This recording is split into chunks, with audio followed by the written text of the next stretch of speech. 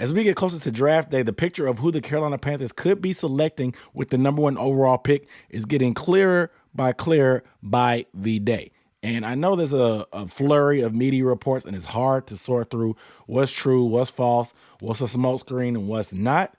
So I'm not even going to really go too deep into that part. But what I do want to pay attention to is what one prospect did that's really let me know that it could pretty much be a done deal. We got all that and more we're talking about in this video, and we're starting right now.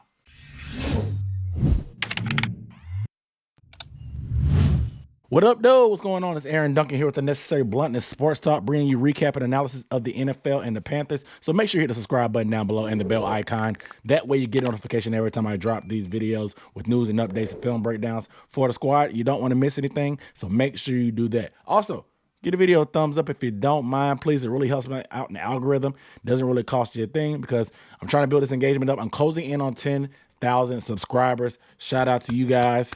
Shout out to y'all. I'm trying to get closer, so make sure you are subscribed and make sure you hit that like button. It's going to help me get this word out to new people so they can subscribe as well. All right? Appreciate it. So a report came out today that Bryce Young has officially canceled the rest of his remaining top 30 visits. Now, top 30 visits are just prospects getting a chance to visit potential teams, and teams get 30 prospects that they can bring in.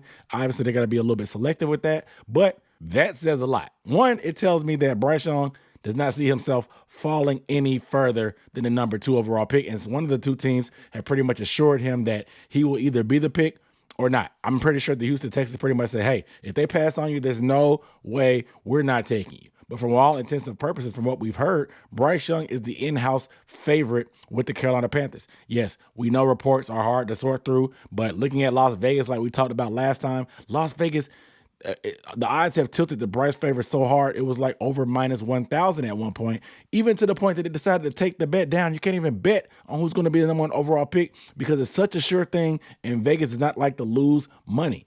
They would even give you the opportunity to lose money. Even if the return on your investment is small, that's still money that they're probably and most likely going to give away if they do that. So they decided to even take that down. You can't even bet on that anymore. Like I told you guys in the prior video, getting in on that like I did, it may end up paying for my Bryce Young jersey. Nevertheless, that's not the only thing that keeps happening because with those visits being canceled, that's a pretty sure thing by Bryce. He doesn't want to waste his time going to Indianapolis, even though they're at #4. And he also doesn't want to go anywhere else. Well, it seems like there's some assurances that he'll be a top 2 pick. You could be saying like, hey, that could mean that he could be open to going to Houston too. So it doesn't tell that he's automatically going to Carolina.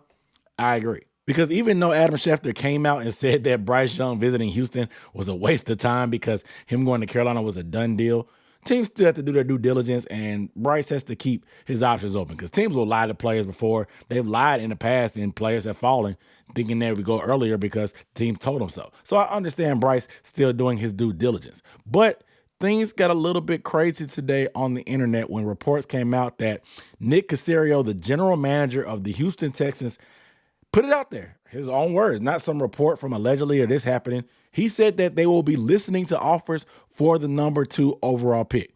Now, if they were so sure that they had a chance at Bryce Young, why would they even consider being open to trading the #2 overall pick? We've heard it from numerous accounts that they're not really interested in CJ Stroud. It's either Bryce or bust for the Texans at #2. We know they have another pick at #12, so maybe they feel comfortable with maybe a quarterback falling to them at 12, or they may trade up to the back end of the top 10. Who knows? But for them to be open to trading that #2 overall pick, that lets me know that they really wanted the quarterback, and the quarterback they want probably won't be there, so they're deciding what's the contingency plan. Let's get out of there if possible, because there may be another QB thirsty team that likes Stroud or likes AR or likes Levis. Who knows? But the fact that the Texans are even considering this anymore, it lets me know a lot, because we heard the rumors about the Panthers being open to trading back with the Houston Texans. That never really materialized. I don't think we ever got anybody credible to verify that. It was just a rumor as soon as the trade was done. This is the Texans general manager putting it out that they are listening to offers, because according to Lance Zierlein, who's a very accredited writer that works for the NFL, he does draft profiles every year. He has a huge library of content for what he's written on prospects over the years. He pretty much is refusing to discuss any other option outside of Bryce Young going to Carolina. He even tweeted today on in response to, I guess, a fan asking him a Q&A about the possibility of Houston trading out. And even the NFL.com writer Lance Zierlein had a lot to say on Twitter today because he had a Q&A. He was asked about some of the potential of what the Panthers could do, and he was pretty much dismissive of any kind of question like that because he felt that it was a pretty much done deal with Bryce Young going to Carolina, and there was nothing else to discuss. But he was also asked about that number 2 slot, which lets me know that the Carolina Panthers may not be on Stroud at all anyway. He responded to a fan that asked about a trade. He said, Lance said on his radio show last week that he did a mock draft. He believes the Texans will ultimately take a QB at 2. He said, I'm sure Lance is tired of this, but maybe he can jump in. Lance said, not anymore. They're trying to get out of that pick. So Houston is not interested in taking the quarterback at number 2. Somebody responded and said, Lance, Casario, the Texans GM, just mentioned that they're listening to the office but aren't exactly open for business like they were last year. I take that to mean they're not shopping it, but be consider moving off of 2 if they had an offer. Does this change your thinking? Lance says, no, I don't think what he tells the public changes my mind with what he's looking for with teams. I've also heard it's going to be tough to move that pick because teams don't covet Stroud like the public thinks.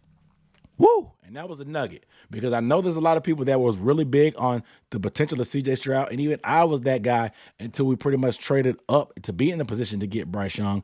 But at number 1, it seems like CJ's pretty much out of the equation. From what I'm hearing, it's either between Anthony Richardson and Bryce Young, believe it or not. And it's actually fairly torn within our offices. We've heard that Sheena Quick talking about the rumors of them telling Anthony Richardson to go condo shopping. We also saw Thomas Davis go on NFL Network saying that he was pretty distraught because he knew how much favoritism that Anthony Richardson actually had in the front office and in Mint Street in Carolina. So that means that there's legit smoke around Anthony Richardson being a potential pick for the Panthers, in my opinion.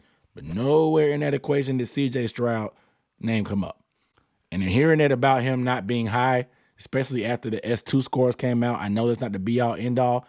Things in the onion started to unpeel that maybe that C.J. Stroud not playing as well under pressure as people would like is a cause for concern. I know the processing and the stuff that came in from the S2 stuff seemed like a smear campaign, but maybe that was just the media. Because C.J. Stroud being the favorite for number 1 was media-driven in the first place only because of Frank Wright liking taller quarterbacks. There was never any legitimate smoke or any words about C.J. being that top person. We heard the blip from Josh McCown about him saying that, hey, when you come to Charlotte, we could play basketball. Maybe that was just for a top 30 visit that we talked about earlier, not about him coming to live in Charlotte. People ran with that, and it just became a whole thing of his own when there really wasn't anything credible to verify that was the case outside of him being a tall guy, and that's what Frank Wright is used to. Why not just take the best quarterback? Which it seems like the common consensus is Bryce Young is that guy. It's either take the best quarterback or take the guy with Anthony Richardson who you think can become the best quarterback based on potential. That's the question the Panthers are dealing with. That's another thing that everybody in the NFL is weighing. We'll see what the Texans do as far as shopping at number 2. But like I said, the fact that they're open to shopping at number 2 tells me everything I need to know because unfortunately for C.J. Stroud, I hope his draft stock doesn't fall too far because I do like the kid. He's very accurate. He's very precise in his throwing.